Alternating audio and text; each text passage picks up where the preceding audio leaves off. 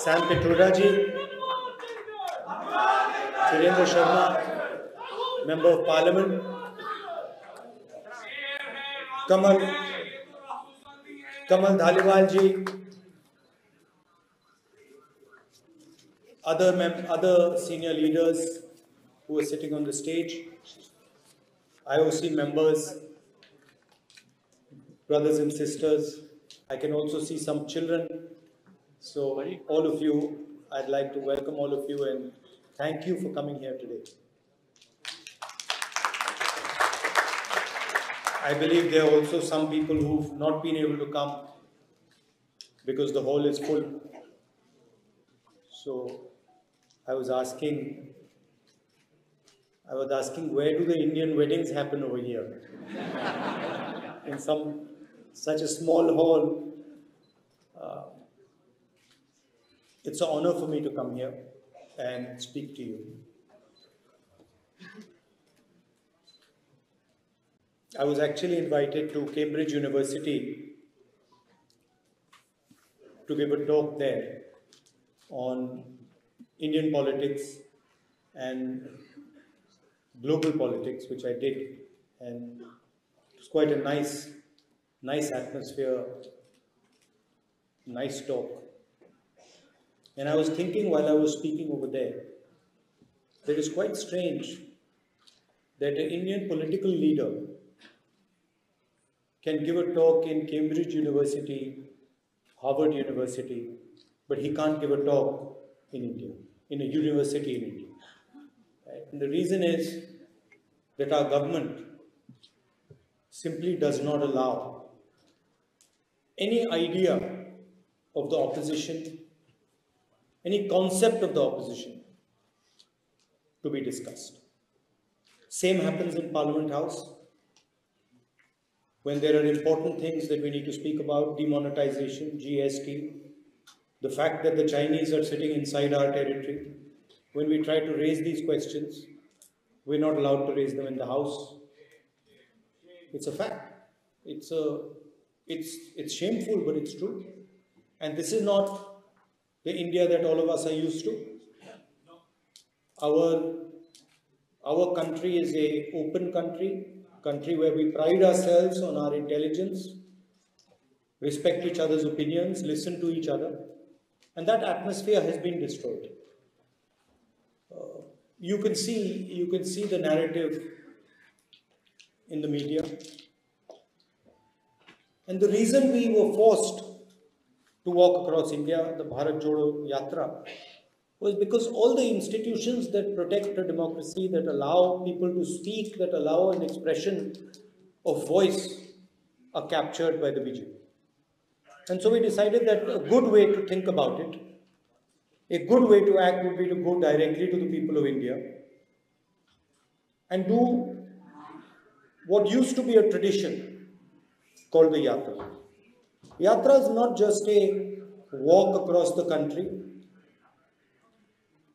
Many great people in India have gone on a Yatra. Of course, the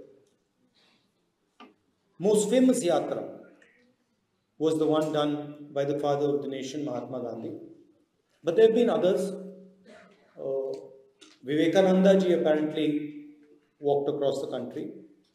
My Sikh friends here, Guru Nanak ji walked across the country. Buddha walked across the country. So there's a list of people who have used this idea of the Yatra. And the Yatra is actually introspection. It is an attempt to understand what is going on in the country, an attempt to listen to people, but also an attempt to understand the voice of the people and express the voice. So it was a wonderful experience for me. I started in Kanyakumari and we went all the way to Kashmir. Thousands of kilometers in the heat, in rain, in the snow. And we got to understand our country in great detail. We spoke to thousands and thousands of people, farmers, little children like you. What's your name? Huh? Sorry? Samrat Singh. So kids like Samrat Singh, we met thousands of them. We met youngsters who are unemployed, asking, the most interesting thing was that the biggest issues in India today are unemployment, price rise, and the violence that Indian women face. That third one is a hidden issue, nobody speaks about it. But when you walk across India and you talk to people, those are the three things that you hear. Most women complaining about the violence that they're facing, the fact that they are worried to walk on the streets of our country, huge amount of unemployment, and price rise, and the concentration of wealth. One or two business people controlling pretty much every business. Everybody knows the name. He's become especially famous lately. You can see a lot of sort of reports about his wealth. Huh? Yeah, so you can see that, and it's at the expense of the Indian people, because when there's no competition in a country, right, and one person is making all the money because of his political connections, the strength of the country, the energy of the country is wasted and weakened. So one of the things that we've been pushing is that we need to allow as many youngsters who want to enter business. We need to support all of them. We need to make sure that the banking system doesn't just work for one or two people, but works for youngsters, for millions of people who want to build a business. So these are the type of things that we discussed on the Yatra. And it was a very good experience. Also, I'd like to thank many of you who walked with us. You came from different parts of the world. You came from England, you came from the United States, from Canada, from Japan, from all over the world people came and walked with us. So that helped us. You helped us with your support and your energy. So that I'd like to thank all of you for that. So that was the experience of the Yatra.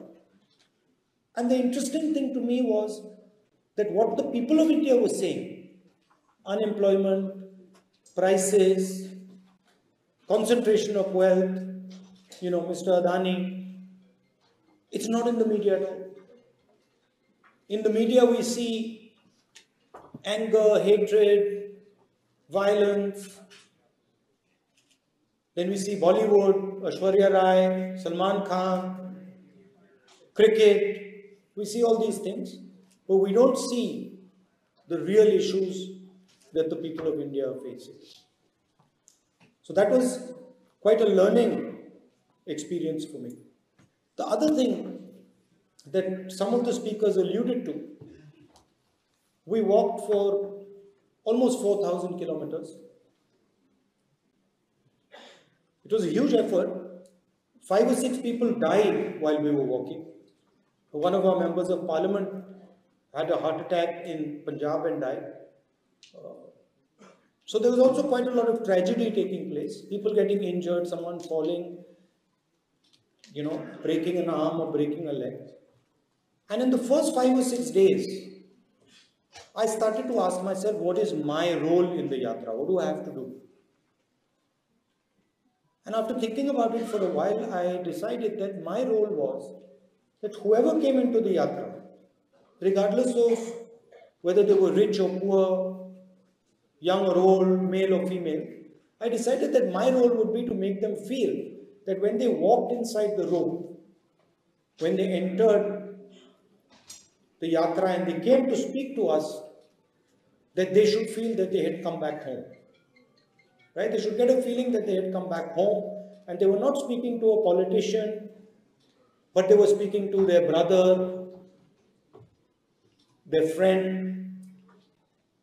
That was the idea I had, and I told the people who were working with me that, listen, we have to respect every single person who comes, and he has to feel that he has come home. And when he leaves, he must feel that he has left home, that we don't want a political relationship with him. We want an emotional family relationship with him or her. And that is a very powerful thing, because the moment we started to behave like that, the moment we started to say, look, we are going to treat people with respect, immediately the people who were coming started to treat us like family. And you must have seen some of the pictures where it was as if we were meeting our family members. People hugging us, people telling us very emotional things. That was also a very powerful thing in the yatra. And the other thing I noticed was that throughout this walk, people of all religions came, all castes came, all languages came, but there was no anger, no hatred, no violence, no disrespect.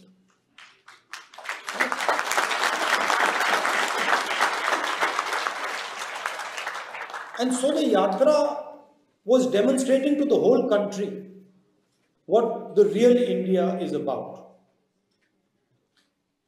What Indian values are, what our religions tell us,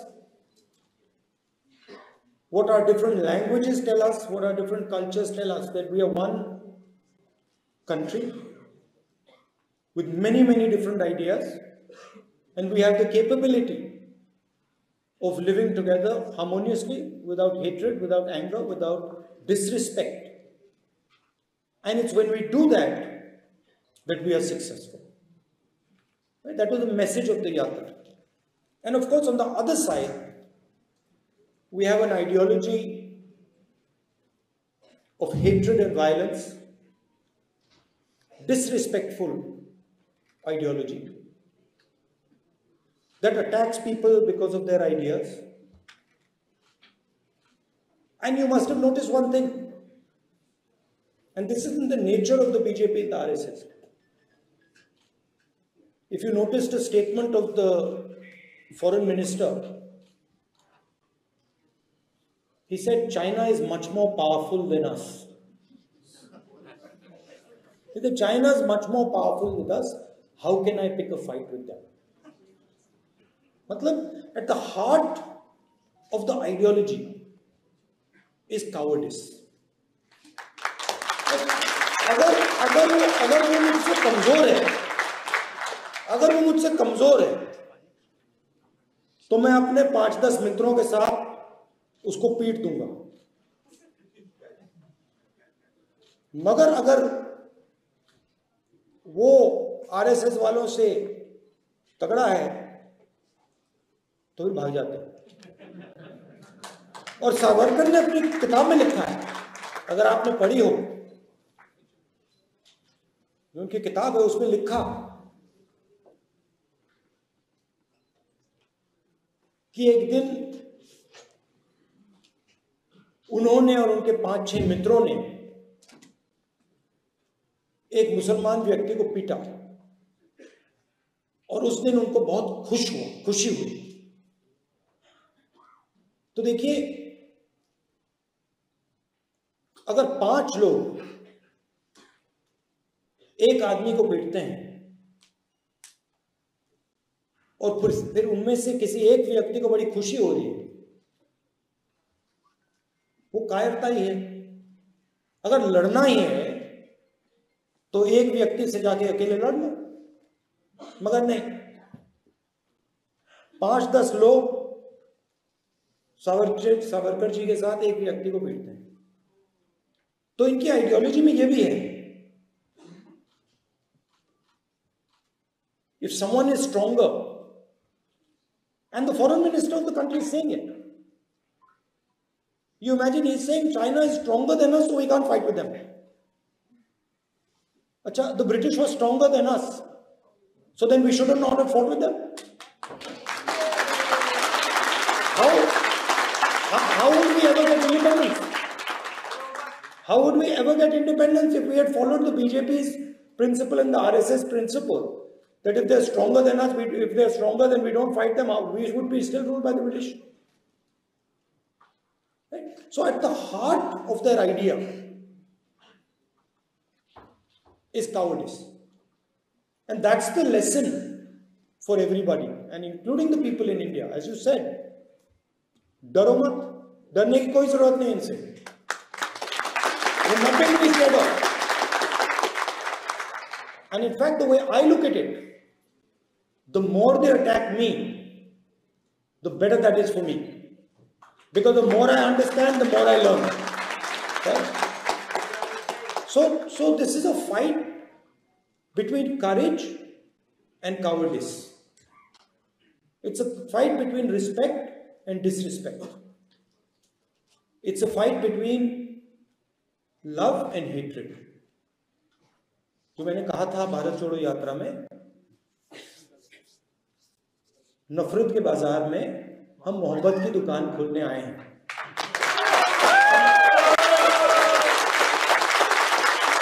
And that is the message that I would leave you. As a community in this country, you have done us all very proud. And of course you've done us proud because you've been successful, because you've made a lot of money, you've developed a lot of businesses. But that's not the real reason you made us proud. The real reason you made us proud is because you respect the people you live with, you respect the different cultures, you respect the fact that you're living in England, you listen to their perspective, you embrace their perspective, you tell them about our perspective, and in that way both groups of people improve and do better. So you have shown in your living here, you have shown what an actual Indian person should be doing. Living peacefully, affectionately, with respect, listening to other people, learning from other people, and also, as a result of our history, as a result of our tradition, teaching other people what we know. So I'd like to end by thanking all of you for making our country proud, by shining, by being a shining example of what it means to be Indian, of being respectful, of being loving and affectionate to everybody around. Thank you very much. Jai Hind.